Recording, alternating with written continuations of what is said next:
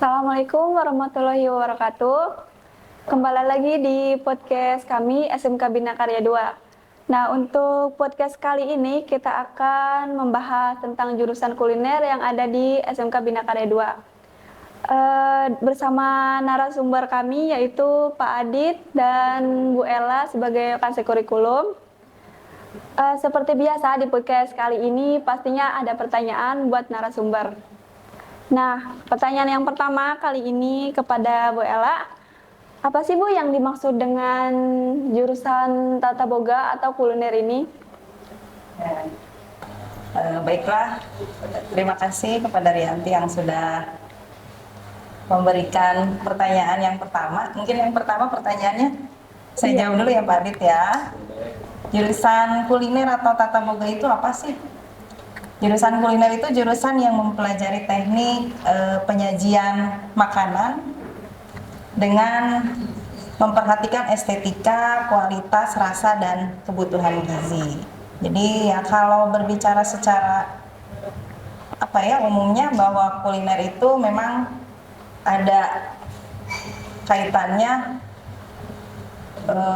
pembahasannya atau yang dipelajarinya itu tentang seputar makanan. Itu ya. Itu mungkin untuk penjelasan jurusan atau ya jurusan kuliner itu apa sih? Begitu, Rianti. Dan apa aja sih yang dipelajari dari jurusan kuliner selain membuat resep dan juga menghias makanan? Nah, mungkin pertanyaan ini yang lebih kompeten menjawab tentunya langsung dengan guru produktifnya. Di sini sudah ada Pak Adit. Silakan Pak Adit dijelaskan lebih detail. Kita pelajari di kuliner itu ada satu. Kita belajar tentang yang namanya tata hidang, di mana kita akan mempelajari konsep dan penerapan menata meja makan sesuai menu dan pelayanan berstandar operasional, prosedur untuk berbagai kesempatan jamuan makan dalam hubungannya dengan kebudayaan bangsa yang berlaku secara internasional. Lalu kita akan belajar tentang pastry bakery, di mana kita akan belajar tentang cara pembuatan olahan-olahan pastry dan bakery yang sedang berkembang saat ini. Lalu yang ketiga ada PPM, yaitu pengolahan dan penyajian makanan, di mana kita akan belajar tentang bagaimana mengolah dan menyajikan makanan yang baik dan benar. Demikian. Itu yang dipelajari di kuliner ya. Buat selanjutnya, pembelajaran praktek kuliner berapa persen Pak dari kelas 10, 11, sampai 12? Untuk berapa persennya kayak Bu Ella yang lebih tahu. Kalau secara kurikulum, praktik pembelajaran kuliner itu lebih banyaknya tentunya sudah mulai masuk di kelas 11. Di kelas 11 dan di kelas 12 itu pelajaran praktik itu hampir 90% ya pembelajarannya praktek, walaupun memang di dalam praktek itu pasti ada teori yang disampaikan. Nah, untuk di kelas 10 tentunya karena kelas 10 ini masih dasar, jadi kalau berbicara persentase praktek pembelajaran di kelas 10 ya sekitar 60% ya, 60% gitu. Seperti itu kalau dilihat dari persentase ya. Buat plating, untuk misalkan kalau kita nih punya restoran, nah buat plating ini apakah ngaruh gak sih Pak buat yang beli, kayak misalkan ini platingnya kayak gini, rasanya enak gak ya? Plating itu nggak berpengaruh gak ke customer kita? Kalau untuk plating sih sangat berpengaruh. Soalnya kan yang pertama dilihat customer kan visual makanannya dulu kan. Iya. Pertama visual, kedua harga, ketiga rasanya enak apa enggak, terus porsinya banyak apa enggak nih.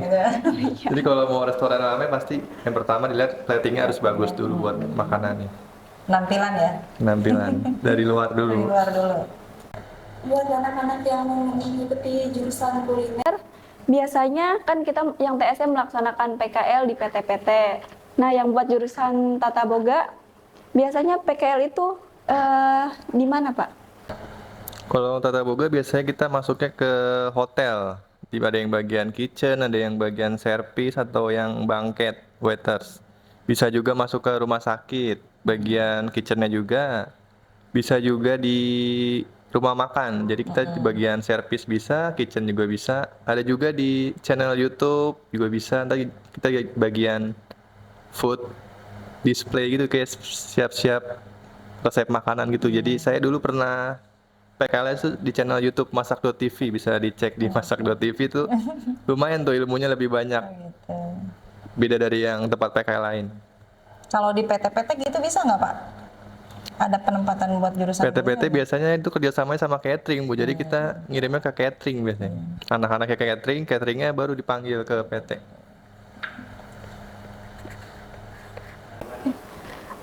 Penyerapan lulusan bisa bekerja di mana aja? Untuk lulusan SMK kuliner ini bisa bekerja di banyak tempat seperti restoran, hotel, coffee shop yang lagi rame. Jadi barista ala-ala gitu bisa. Bisa juga jadi konten kreator juga yang lagi rame di TikTok tuh Kode Blue gitu-gitu. Bisa jadi bikin channel YouTube juga bisa, lumayan tuh penghasilan dari AdSense-nya juga lumayan tuh. Iya. Jadi bisa kemana aja tergantung minat dan bakatnya, dia mau jadi artis makanan apa mau di belakang layar gitu. Iya. Tapi bisa juga jadi pengusaha makanan Iya. ya? Bisa juga jadi buka. pengusaha makanan kalau dia berminat dagang, nggak mau diatur bosnya gitu, mau yang santai. Berarti sama kayak PKL ya kan, misalkan kita pernah PKL di sini di masak kitchen. Berarti kalau misalkan kita ada lowongan bisa ngelamar lagi ke situ kalau kitanya mau. Bisa, yang penting channel ordal, orang dalam. Ini kan PKL-nya kita kenal orang dalam dulu. Iya. Jadi selama PKL jangan diem-dieman aja, jadi ngobrol sama orang dalamnya gitu. Di daerah Karawang ini ada berapa sekolah aja sih yang membuka jurusan kuliner? Di Karawang, sekolah yang membuka jurusan kuliner itu SMK ya, itu ada 4 dengan sekolah kita Bina Karya 2 ya. Padahal sebenarnya saat ini jurusan kuliner itu merupakan jurusan yang banyak peminatnya juga ya Pak ya. Dan mungkin Pak Adit bisa menambahkan itu peluang kerjanya juga, kesempatan kerja di Karawang. Di Karawang kan lagi pesat-pesatnya makanan dan minuman lagi berkembang banget gitu. Dari coffee shop, seblak kayak yang paling rame ya Bu. Betul. Jadi banyak restoran baru juga, banyak tempat wisata baru juga. Jadi kan walaupun SMK kulinernya baru dikit, tapi lapangan kerjanya banyak.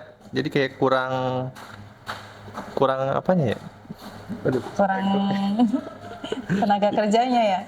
Kurang tenaga kerjanya, iya. Jadi lowongannya banyak tapi anak-anak kulinernya cuma dikit, soalnya sekolah cuma 4 sekolah ya Bu dari Karawang. Karawang, betul. Jadi kalau bisa lulus dari SMK Karawang bisa tanpa saingan juga ya Bu jurusan lain. Saingannya tidak terlalu banyak, belum terlalu banyak ya. Nggak sebanyak jurusan lain. Ya. Terus hotel-hotel juga ya Pak ya, di Karawang kan makin nambah nih. Itu juga kan peluang jurusan Kuliner. ya kuliner juga itu di sana ada. Oke teman-teman, dirasa sudah cukup podcast kita kali ini. Jangan lupa follow media sosial kami, TikTok, Instagram, Facebook, dan YouTube. Pembahasan kita kali ini lumayan menarik. Silahkan kalian boleh tonton di channel YouTube kita. Dan nggak lupa juga kita akan mengadakan podcast yang lainnya. Dan saya ucapkan terima kasih kepada Pak Adit dan juga Bu Ella yang telah hadir di podcast kita. Saya tutup, stay case on terus di podcast kita SMK Bina Karya 2.